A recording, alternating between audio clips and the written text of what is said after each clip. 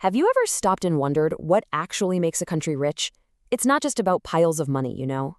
It really comes down to a few core ideas that, honestly, built the entire modern world. Today, we're going to pull back the curtain on that engine of prosperity, how we get more of the stuff we want. So let's just start with this wild question. This speck of sand, we're talking about silicon, the raw material for microchips. The fact that this one simple element completely turned our world upside down, well, it tells you everything you need to know about the incredible power of technology and economic growth. And that really brings us to the central problem of economics and, frankly, of life itself. We all want more, but our resources, our time, our money, our planet are limited. So how do we solve that puzzle?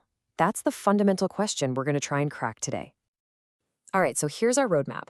We're going to kick things off with that basic problem of scarcity. Then we'll look at how you can actually map it out. From there, we'll explore the two main ways to get more, either by growing bigger or by trading smarter. And finally, we'll see how that all comes together to create the connected world we live in. Okay, first up, we have to get our heads around the one problem that all of economics was basically invented to solve. It's the simple, totally unavoidable reason we just can't have everything we want all the time. And that problem is called scarcity.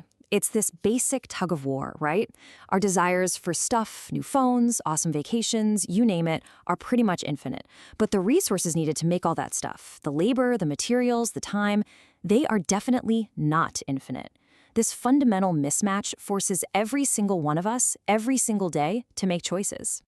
And because of that scarcity, every society on Earth, from a tiny village to a global superpower, has to answer these three basic questions.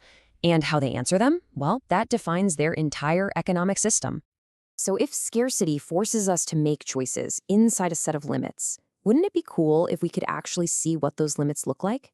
Well, economists have this surprisingly simple but really powerful tool for doing just that. It's called the Production Possibilities Frontier, or just PPF for short. Think of it like a map of what's possible for an economy. Now, to keep it simple, let's just imagine a country that only produces two things: backpacks and tablets.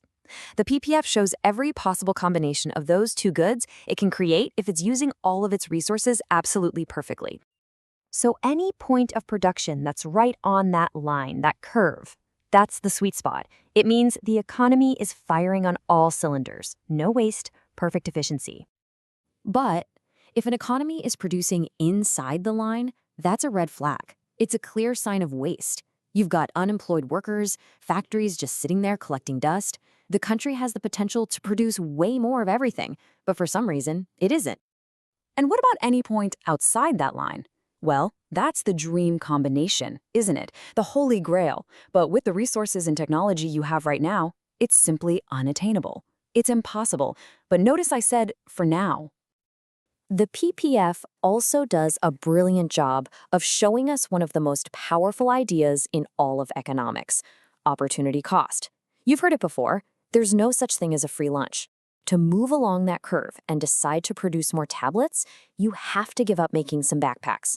That sacrifice, the thing you didn't choose, that's the true cost of any decision you ever make.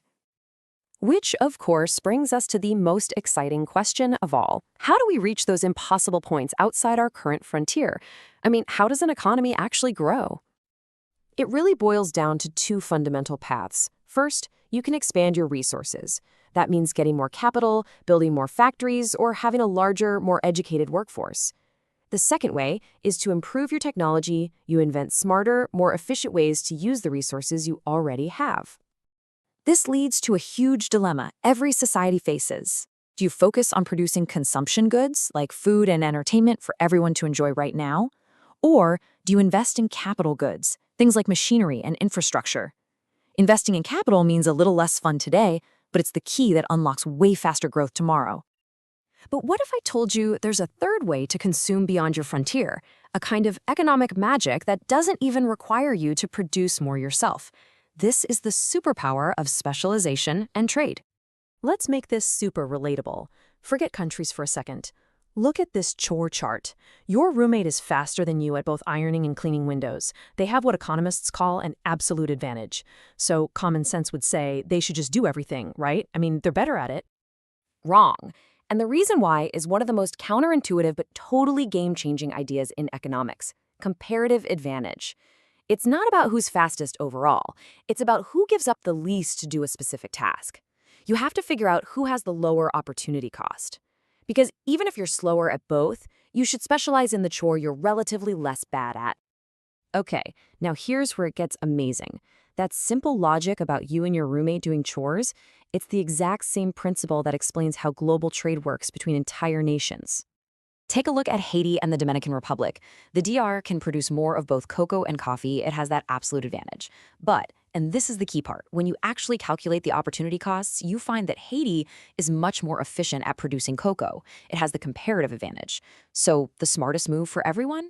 Haiti specializes in cocoa, the DR specializes in coffee, and then they trade.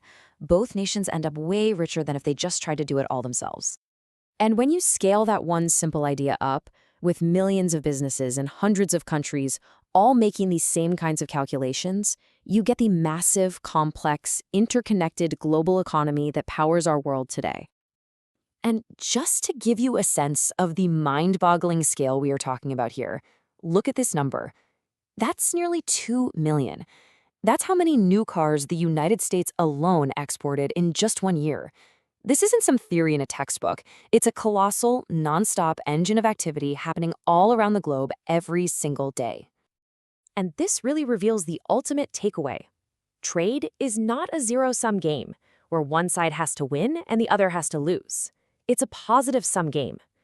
By specializing in what they're best at and then trading, both countries create more wealth together than they ever could have alone.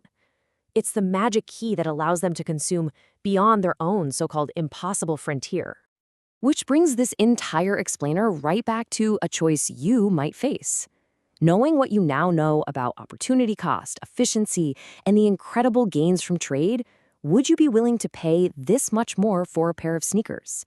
It's a question that puts these huge global forces right onto your own 2 feet, and it forces you to weigh the costs and benefits for yourself.